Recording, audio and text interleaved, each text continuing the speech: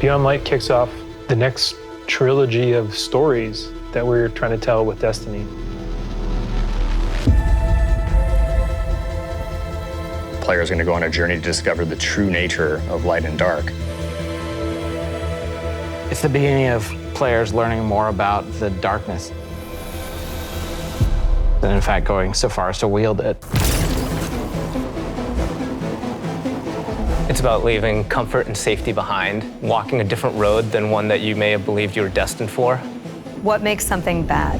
What makes darkness dark?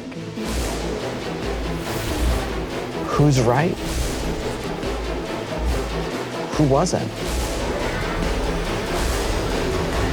How are those learnings going to change the characters that you have gotten to know over the last 6 years?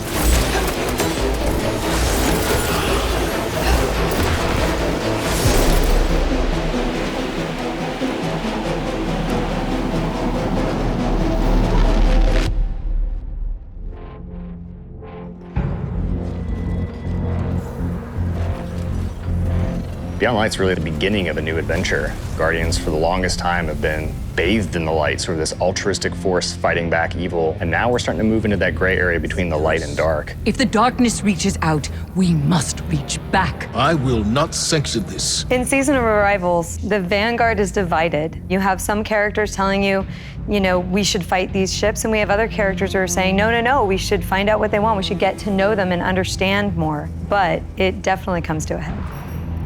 This next year in Destiny is really just about how all the different characters and factions are reacting to these disappeared destinations and what that means as the pyramids have arrived in our system, not for the first time, but for the second time. We're going to see the return of a character who's been absent for a pretty long time in The Stranger, and boy, does she have a lot to say, and she has a lot of time to explain. When I know more, you'll know more. She has shown up to encourage us to take on the darkness, and the only way to truly stop it is to work with it.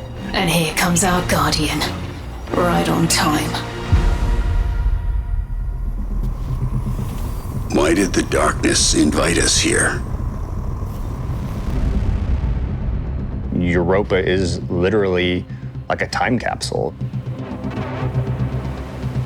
Europa is huge. Killer destination, freezing cold. Desolate. Some of the most beautiful spaces I've ever seen in a video game. There was a lot built on Europa during the Golden Age, and a lot of that was built underground. Clovis Bray had some research facilities there, really pushing the limits of technology and innovation there, maybe stepping into some things that we shouldn't have. Under the ice, all kinds of secrets. I'm so excited for what players are going to find.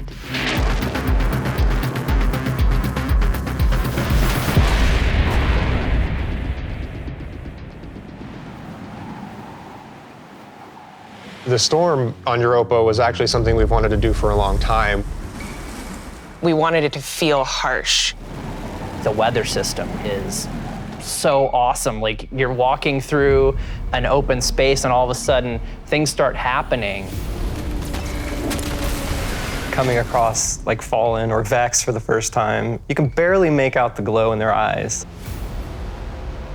The sound of the wind, the ice will change based on what the weather is looking like. You'll actually feel every piece of the environment changing around you to match the storm.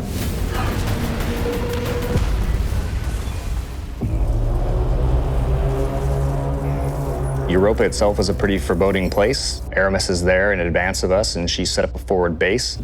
She has lieutenants who have gotten their hands on Stasis, gotten their hands on the darkness, and they're learning to wield it. One by one, we will rise again. And so I think her motivations are really interesting too. Today, we begin breaking free from our chains. Aramis really challenges a lot of the ways that we think about light and darkness. She's going to make you think about your relationship with the Traveler. She's a compelling leader, and she has a vision. And especially after the collapse of their society, people, I think, the Fallen wanted someone to follow. Is the light going to be enough? I think we've seen that we need some new tools to fight our enemies with. Maybe it's time to fight fire with fire, or ice with ice.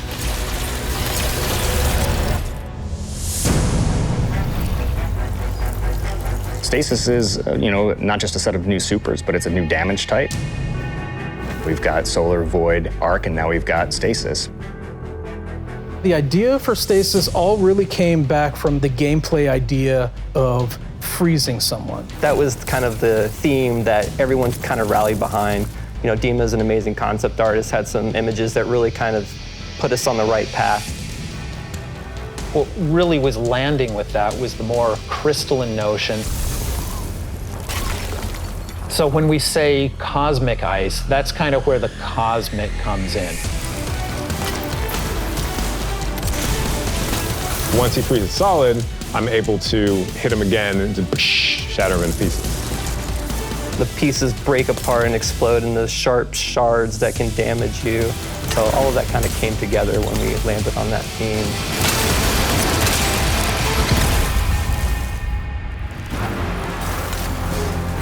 Stasis is gonna not only change the way that you can attack or approach combat, there's also some really great ways that you can upgrade it.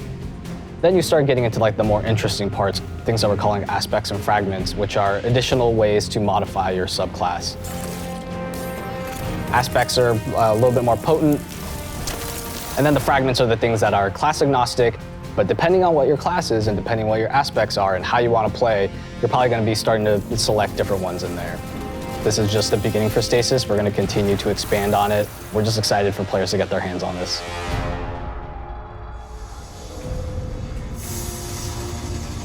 When we're creating a new palette like Stasis, we do what we call a source jam.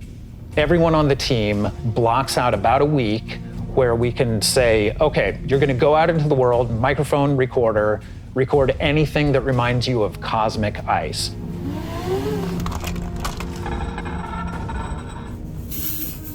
That gives us the palette that we can build the eventual sounds out of. I found personally that the best way to do it was at night. But doing screams, screeches, and blood-curdling yells is a little scary at night. Then I had a really rumbly stomach, and that also was recorded. I think there was also a breast pump.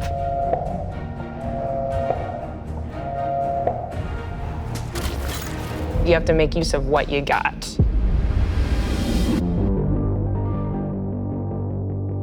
In Beyond Light, we have new exotic weapons for you.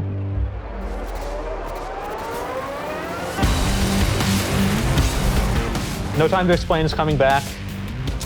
Instead of just being the gun that refills your magazine when you land precision hits, you actually get a little time portal, and it starts spitting out rounds alongside you. You can actually have that on top of the Arc Soul, so you can be your own little mini firing squad if you build for it. Another one we have is the Laments. It uses up your sword's energy to give yourself a new combo, and that ends up in a big spinning slash. Probably the largest selling point for a lot of people is that it slices right through barrier champions. I think the largest draw for most people is actually going to be the fact that it is a chainsaw sword. Maybe. Yeah. For Beyond Light, we really wanted to create exotic armor pieces that formed a key part of your build around which all the other parts of your build could revolve. For example, the Titan gets the Icefall Mantle, which is a set of exotic arms that looks like it is crafted from Golden Age tech. When you activate it, you sort of slam your arms down, create a burst of stasis energy, and then you cover yourself in an overshield. The Warlock exotic is Necrotic Grip. If you are facing a wave of thralls running at you, you can nail them with your melee attack, and it starts to burst and sort of cascade through the whole group.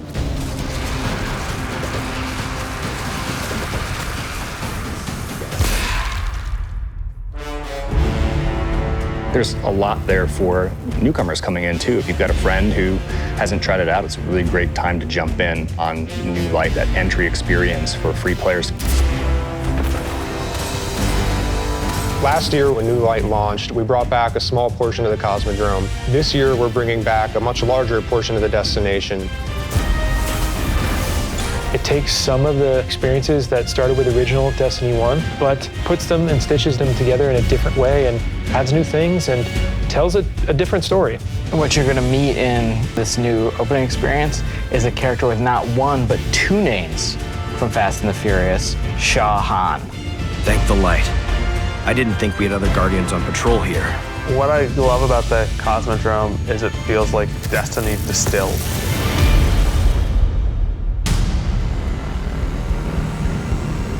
Season of the Hunt picks up where Arrival's left off. Other forces are taking advantage of the darkness to make their move forward, including Xivu Arath, a sister of Oryx, and she's taking this opportunity to build up an army.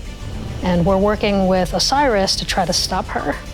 Osiris goes out, stumbles across these hive growths that are driving combatants crazy.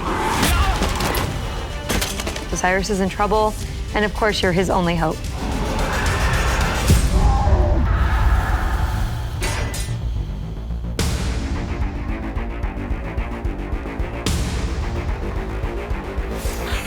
We warned you it was going to be dangerous down here. Impossible.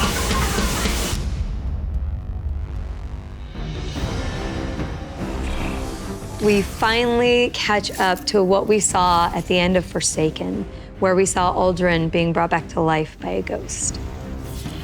Aldrin, who now refers to himself as Crow, he doesn't know what he did. The slate's been wiped clean when he was resurrected as a Guardian. We know what he's done, and we know what he could be capable of doing, so now we're gonna spend some time watching him go back and forth, and that's gonna question how we look at him, how we look at ourselves, how we look at the light, how we look at darkness. In Season of the Hunt, we're partnering with the Crow and Osiris to take down the High Celebrant. It's creating these cryptoliths around the system, and those cryptoliths are attracting Elixian Cabal and corrupting them. So Xivu Arath is essentially corrupting herself and army, and it's our job to put a stop to it. I'm really excited to see Xivu Arath fleshed out more and to find out more about her relationship with Savathun and what that means for year 4 of Destiny. Savathun has been placing dominoes, and at the end of year 4, she's gonna knock down the dominoes. We're gonna see what she's been really up to. And so this year, she's putting the last pieces in place.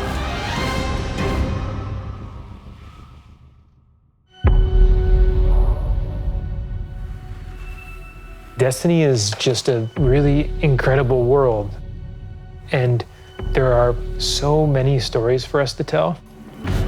We have a lot to look forward to, beyond Light, then the Witch Queen, and then Lightfall, and all the seasonal content between. We feel like we've got a really great way to bring people together. Working through COVID and working through some of the other turmoil in the world right now has been really challenging. I have to admit, I've been pleasantly surprised with how well we've been able to get things done. We're committed to your characters and your community of players. We want to meet you where you are. I think the thing that excites me the most about Destiny's future is how much it's rooted in where we come from. Seeing villains revealed and finding out secrets that we've been hinting at for years.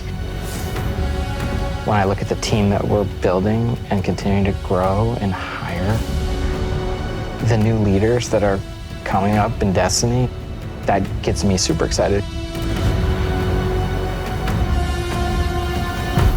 Destiny's best days are ahead of us.